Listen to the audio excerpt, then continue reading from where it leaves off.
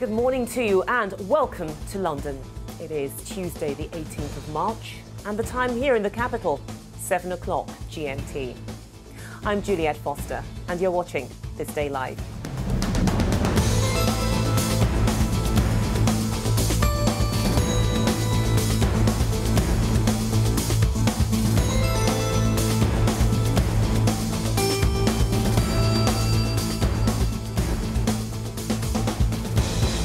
To examine some of the issues that have been so far raised in the trial, I'm joined by the barrister Stephen Akinsanya. A very good day to you. Stephen, I do remember that a few weeks ago when we started looking at this trial, the general consensus... OK, let's take a closer look at some of the day's top stories. I'm joined by my panel of guests, familiar faces to our viewers, the veteran journalist Cameron Dualdo. A very good morning to you. Morning. And Segun Olaleya. Now, you've been described as a current affairs junkie, but you're the founder of Voxit. Is that a fair enough description? It is. You don't take umbrage at the current affairs junkie bit? I take it as well.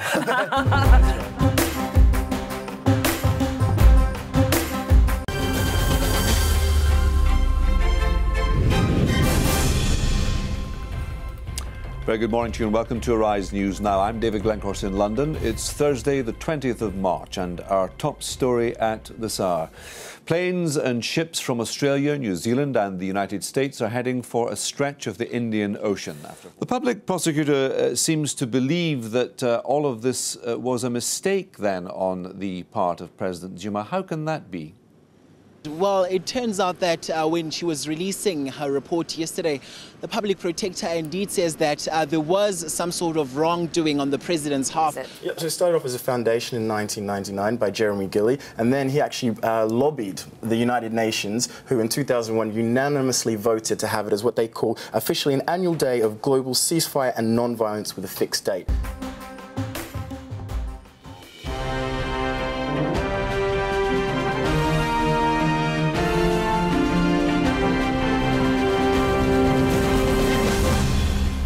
Also today, the Pistorius murder trial ends the week with more comedy of police errors and more disturbing images. Now, the only people who knew what happened that night were Oscar and Riva, and what we've got is circumstantial evidence. How is anybody going to prove their case?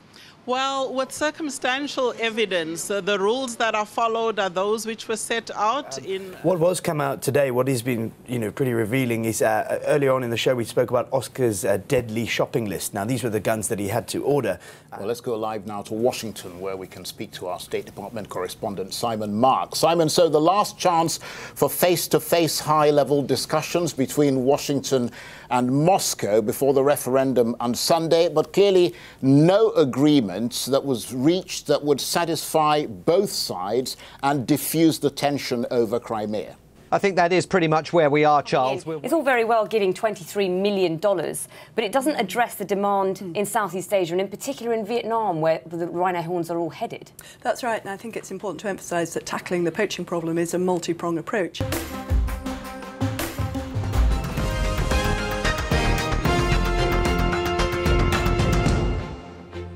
Welcome to Global Business Report on Arise News. Joins us from the Canadian Imperial Bank of Commerce. OK, so it's softly at the moment, isn't it, by looking at things? Markets are saying, so what? Yes, absolutely right. We've just reported it. Meanwhile, Standard Bank shares rose 2.3% after Africa's biggest bank said it would sell its Brazilian operation to billionaire Carlos Slim's Grupo Financiero Imbursa SAB. And they chose New York to do it because you've got very deep pockets over there. Well, there's a whole lot of reasons that Alibaba has apparently chosen the United States. As you mentioned, it is China's giant e-commerce site. Yahoo has a piece of it.